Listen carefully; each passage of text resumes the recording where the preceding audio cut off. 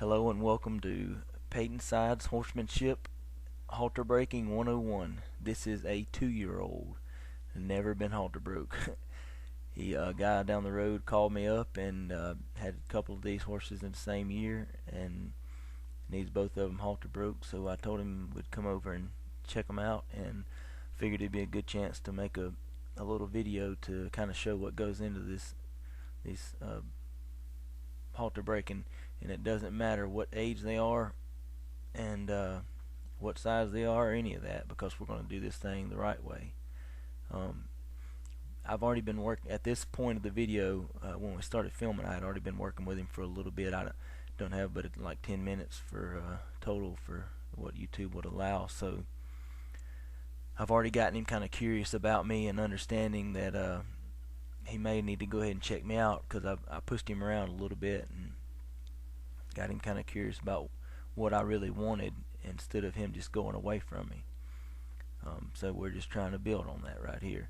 We're gonna go in here and just basically work on him accepting me, come to his head and rub him on his shoulders and put the halter on him. That's our ultimate goal, is get the halter on him and kind of start getting him to give to that halter by the end of this first session. So what we do here is we want to be very casual in what we do, and just go at him, like he's already broke, and then respond depending on how he responds. So if he leaves me right here, I'm going to kind of push him around for a second until he decides to hook back up with me. So as long as he's going away from me, I'm going to him right there. He kind of asked me to come back in, and I went ahead and I'm gonna go ahead and make him move a little bit more.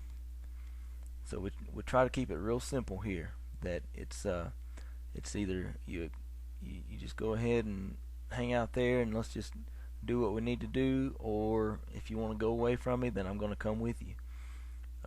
We want to really be clear cut and showing that when you leave, I'm coming, and if you come towards me right here, I'm leaving you. I'm gonna keep on giving you a release there as long as you're coming and giving to me. Right there you can see how he's really thinking now. He's not just reacting. He's thinking. He thought about leaving, and then he said, maybe I'll go ahead and stay hooked up, and he went ahead and took a couple of steps with me there. Just still working that same process. The way my program works is I want pressure on their face. When I put pressure on their face, I want it to mean come to me. Okay. If I want to push them off and send them somewhere, I'm gonna put pressure anywhere behind their face, whether it's their shoulder back to their butt. Really to go forward would be on their hip, on their butt. Pressure on their shoulder would usually be to push them around, push that front end around. But when I focus on their face, I want them to think that means come to me. And so what we got to do is we got to rearrange that instinct, because this horse is, especially at this age, he's been free. He's been out there doing his own deal. He's been living off instinct, and that instinct tells him that when something comes at his face or something comes at him in general, he needs to get out of there and go about 200 yards over there and then check out what it was. So we got to kind of redirect that instinct and change it a little bit, and create a situation where he's thinking that pressure on his face is to come to. We're just teaching him something different from what that instinct's telling him. And it's as simple as right here when he leaves, my pressure is going to, see how I kind of stepped it up? I'm going to match my pressure is going to match how hard he's going. Unless he really starts kind of cheating me, then I'm going to make him work a little bit, kind of on purpose. And you can see right there, he kind of makes a change. We go around for a second, and he understands already that he don't really want to have to go around there and work.